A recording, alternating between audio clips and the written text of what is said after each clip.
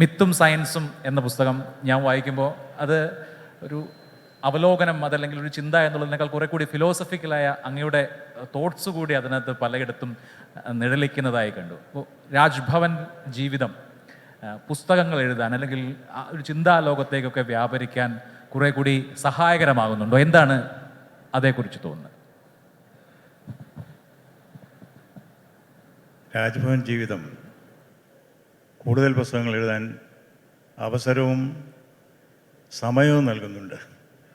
അങ്ങനെ പറയാൻ കാരണം, ഈ ജോലി ഏറ്റെടുത്തപ്പോൾ എല്ലാവരും പറഞ്ഞു ഇനി എഴുതാൻ സമയം കിട്ടില്ല, മറ്റൊന്നിനും സമയം കിട്ടില്ല എന്ന്. ഞാനും അങ്ങനെ ധരിച്ചു.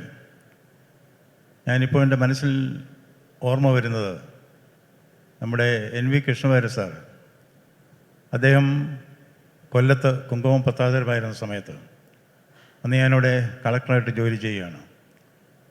പല പൊതുവേദികളിലും അദ്ദേഹത്തോടൊപ്പം പോകാറുണ്ട്. ഒരിക്കൽ കാറിൽ സഞ്ചരിക്കുമ്പോൾ അദ്ദേഹം എന്നോട് ചോദിച്ചു, കളക്ടർ നന്നായി പ്രസംഗിക്കുന്നുണ്ടല്ലോ, എന്താ എഴുതാത്തത്? അപ്പോൾ ഞാൻ പറഞ്ഞു, സാർ സമയം കിട്ടുന്നില്ല എന്ന് പറഞ്ഞ്, സമയം കിട്ടിയാൽ ഞാൻ ഒരു വാൽമീകിയോ കാളിദാസനോ ഒക്കെ ആകുമായിരുന്നൊരു ധ്വനി അതുള്ള അന്നേരം ഞാൻ ഓർത്തില്ല. പക്ഷെ അദ്ദേഹം എന്നെ ആശ്വസിപ്പിച്ചുകൊണ്ട് പറഞ്ഞു, എഴുതാൻ സമയം വേണ്ട, മനസ്സ് മതി. അത് വളരെ ശരിയാണെന്ന് എനിക്കും തോന്നുന്നു. പ്രമുഖ സാഹിത്യകാരനായ പപ്പേട്ടൻ ഇവിടെ ഉണ്ട്, അദ്ദേഹത്തിന് അറിയാം. എഴുതാൻ മനസ്സ്, പണ്ട് ഞാൻ കേട്ട കേശവദേവൻ്റെ ഒരു പ്രസംഗത്തിൽ അദ്ദേഹം പറഞ്ഞു, മനസ്സിൽ ആശയഗർഭം ധരിച്ചു കഴിഞ്ഞാൽ പിന്നെ പ്രസവിക്കാതെ വയ്യ. അത് ശരിയാണ്.